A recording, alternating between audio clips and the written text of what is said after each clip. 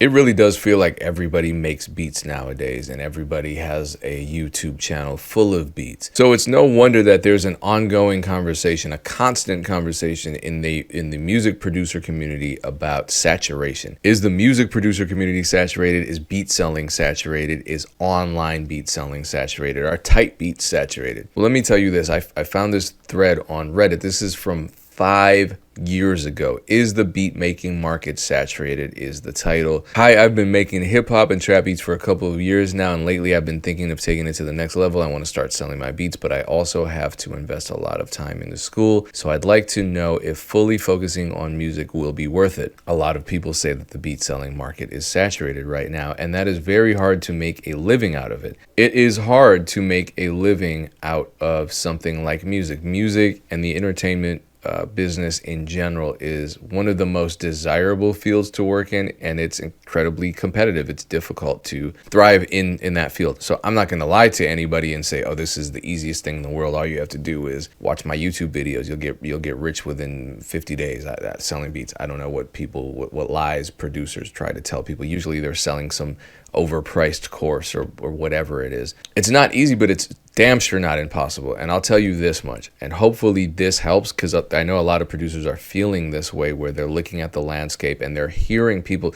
Shit, if you look at the comment section on my videos, how many weirdos are there talking about, oh, hip hop is dead, rap beats are dead, no one's buying rap music, this and that. And then you actually look at the data. I mean, how many of us are actually looking at the data? How many? I've done it in my videos. We can look at Google Trends, we can look at all that shit and see very clearly that no, interest in beats has not fallen off. And then we have to wait, for BeatStars to put out a annual report where they have consistently reported gains and significant, substantial gains in overall sales on their site. At least billions of dollars of growth every year, consistently over time, and that hasn't stopped, it hasn't reversed, and it hasn't slowed down. So I'm going to tell you this, and I mean this from the bottom of my soul. This was posted 5 years ago. If I had been this guy, if I had been Matthew, and I had listened to all the people saying beat selling is saturated, get out while you can, oh my God, I would have missed out on so many opportunities, so many accomplishments, so many amazing experiences, and hundreds and thousands of dollars.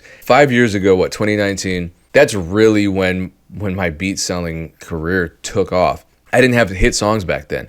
I have 2 hit songs now. I didn't have the network I have today. A lot can happen in 5 years. So what I'm telling you is that today, use this post as a lesson. 5 years ago, hopefully this guy didn't quit, but if he did, hey, that's his decision. It's like the people that, and I'm one of the people that got the hell out of Bitcoin when everything dipped, and now it's risen to $100,000 per coin. Sucks to be us, right? And it sucks to be the person that quit because you read something on the internet by some loser that you've never even met face to face, who told you that beat selling is dead, so you better quit. Some miserable person that's never sold a single beat in their lives, or if they have sold beats, it was 10 freaking years ago, and they're just miserable right now. This video, I'm sure, is going to be full of comments from other weird-ass, loser-ass producers saying beat selling is dead. And if you listen to them today, who knows 5 years from now whether or not you'll regret that. Because I'm telling you, if 5 years ago I had listened to those people, my life would be a lot worse today. I would have missed out on so much. Taz Taylor posted something to YouTube that producer culture clipped, talking about saturation. Saturation in the music business was also on Rob Abelo's list of his top user-generated concerns about the music business. Also, it's the holiday season. Don't let that saturation stuff get to you. A lot of people are slowing down. So this is a great time to start building your catalog. Go to tolost.com, use the code MEC, get your beats up there, get your music up there, get your songs, albums, everything up there with this free music distribution. It helps us, it helps me, it helps move the content forward. And it helps you because you'll be getting your music to potentially everybody who has a Spotify or Apple Music account, or all these other platforms that I've never even heard of. Appreciate you watching. Thank you so much. Let me know what you think about this particular episode, because we bring up a lot of stuff. This person reached out to me. They said, hey, I had this producer reach out to me. They spelled their name wrong, saying that he found a beat on YouTube. He really liked it. That's the formula. We broke down this formula before. Every email within this scam is the same. Hey, yo, what up? I found this beat on YouTube. It's so hot. I want to work with you. and they name the beat. It's just an easy template that the scammers use. The catch is there's a placement fee of $150. From your videos, I know it's 90% fake. Where in my videos did I ever say anything other than that it's 100% fake? I've never said 90% fake. In my head, it's like it's only 150. Should I just give it to them and see what happens knowing it's probably a scam? What the fuck? You want to be scammed? So if something is 90% a scam, to me, it's 100%. I've always said 100%. If there's a 90% chance that this gun is loaded, I'm not going to point it at my own head and pull the trigger. Are you? We have every resource available to us, and yet we make the wrong decision. So to me, that's what's wrong with the music business. But it has to do with I don't know, common sense. Is common sense less common in the music business? Because you can Google that right now and look at this. This is from a year ago. The exact same format. The same price, everything. All you have to do is Google it. This is what I mean about resources. You can find every resource you want almost instantaneously on the internet when it comes to the music business.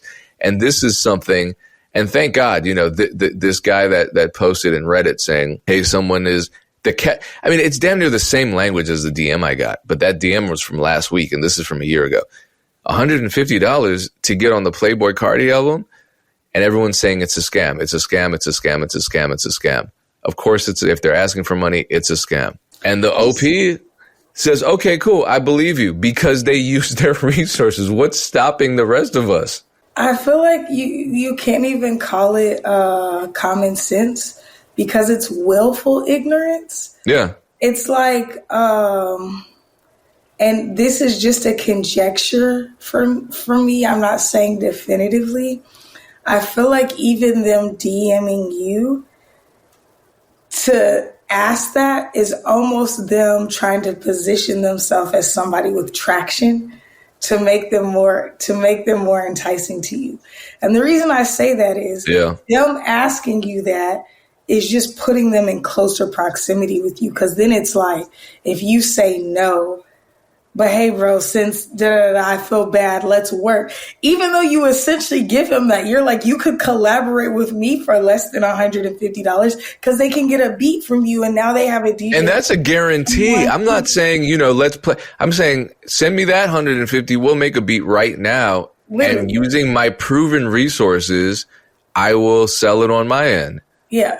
So if nothing else, you get the beat. You send them $150, you get nothing but blocks. Because they got you already. Collab. So it was like, I felt like it almost, I don't know what the answer ended up being. I felt nothing. He left me on scene. Facts. It was bullshit. He doesn't even want to spend the money because it's like because to me, it's like, yo, you have placement after placement. He could have just like you said, collabed with you. But I feel like it was almost like this thing that's like, let me ask him this dumbass question. Hopefully he sees me and he's like, yo, bro, don't spend the money. I got you. Fam, pull up to the studio tomorrow with me. Like, that's what I felt like he wanted the outcome to be, because it's like, there's no way, one, that you say from your videos, meaning multiple videos that you've watched, that he is, like you said, assessed that it'll be 90% a scam. No, it's 100% a scam. And I mean in my videos too, I say, if you think this is anything but a scam, you're a moron. All of our videos were just like, what the fuck are you talking about? Right. So that's what I'm saying. I felt like even him wanting to, if he genuinely wanted to lean into it, it was more of a, just so he could tell his bros, like, yeah, bro, I just sent a beat off to Future, right? Because it doesn't even say land the placement. He said it's the guy wants to send a beat to Future. Let me tell y'all now, I sent beats to Roddy Ricch, Metro Boomin, G-Eazy. Like, I'm a manager. I'm not paying. I sent beats to countless A&Rs directly to the artists, directly to managers who request Black. I could probably name hundreds of people who have hits. Sending a beat, though, I have zero placements with those folks. Now, we've landed placements for Put it in your bio, though. Have sent beats to Black. Have sent. That's what I'm saying. Not? It's like, what is sending a beat? That's like sending an email, if that. Like, it doesn't even matter if they directly request it. So I feel like the willful ignorance in this is just for the sake of him positioning himself as a credible producer, maybe. I don't know. It's just a weird kind of pump fake because there's no real thing that's going to come from it. Like if you have a real question or you really want to be in proximity to somebody, offer some sort of value or something intellectual or beneficial. Like a compliment to your DM would have gone further. Maybe not, because he got some clout off of this. He got a dumbass segment on our show because he had a dumbass question. But I'm just like, what? I don't understand what the desired outcome is here. You could book a consultation with one of us for that. Just tying it back to our initial conversation, it's just interesting to juxtapose like people in the beginning of their careers versus like what they morph into, like once they get into if they're, for the few that are able to achieve some success. I mean, if you have a mindset like this now, it's going to be really hard to actually ever see some success. But, the willingness and what people are willing to do in the early days, and then, they get on and people help them. And then, it's interesting. But take that 150, you could just tipping this podcast would be a much greater use of that money. Anything would be a better use of that. I just wanted to point out something positive, which is the technology. Obviously, I know it's a scam, but if I were him, I would have Googled it. I would have gone on Reddit. I would have thought to myself, Reddit is a great resource for investigation. Let me see what they got. And there it is in plain English. Verbatim, the same scam. People are telling you exactly what it is. And those resources are everywhere. People can't... This technology really helps keep people honest nowadays. For all the bad, this is a very good part of that. Yeah, it ain't working though. People.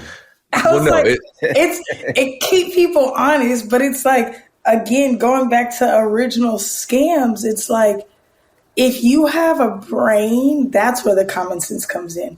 Yeah. You'll know something is a scam. Well, let me end on this because I think this is interesting just to extend what I was saying before, because one of the bad things about the music business was that it's too saturated, and just like clockwork, producer culture has this video of this clip of Taz Taylor from YouTube. You can't be afraid of saturation. If you're good, you're always going to stand out. If you have a brand, you're always going to stand out. Like take people that play Fortnite, for instance. Like I don't know if I need to really extend it because what he said at first is just kind of what he said. And these are things that you guys have said on this podcast too, especially you, Dame. You said, saturation doesn't matter. All these fears of future technologies replacing, especially producers, don't matter as long as the producers have a strong brand. And Taz Taylor is obviously a producer.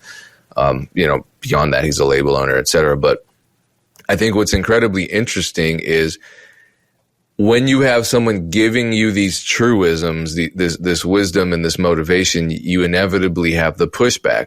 And so this gentleman here says, that's my problem. I'm very talented and I know a lot about music, but hate the content bullshit.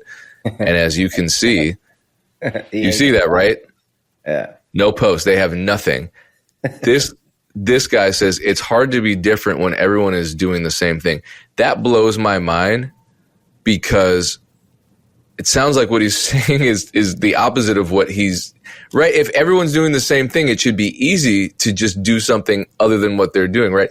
And you click there. And unfortunately, again, for him, they are living by these misconceptions. One post. Did you see that byline? It says the best producer. I mean, he might be great. The issue is I have no idea because he's making it incredibly hard.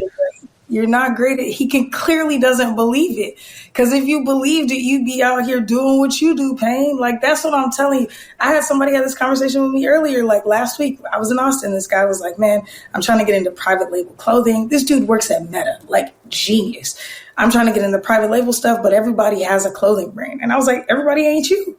Like, I never look at the market like, damn, there's a lot of people. I just started a media company. I don't give a fuck how many media companies are out there, because nobody's going to do it like me. Nobody has my insight, my intellect. Nobody's going to think like I do. And I don't think anything is crowded because I'm a salmon swimming upstream. So it's like, it may be crowded going downstream, but I'm naturally doing something that's harder than most people. So it's going to look different. So I just feel like that's just an easy way for you to pump fake yourself. That's what I'm saying. Stop the bullshit. It's into 2024. Commit to holding yourself accountable. As I say, the ball is always in your court. Like, if your life is fucked up, it's because you chose it to be. Like, you have to accept responsibility regardless of what happened to you, what's gone on in your life. Accept responsibility. Like, saturation doesn't matter. Like, go do the thing.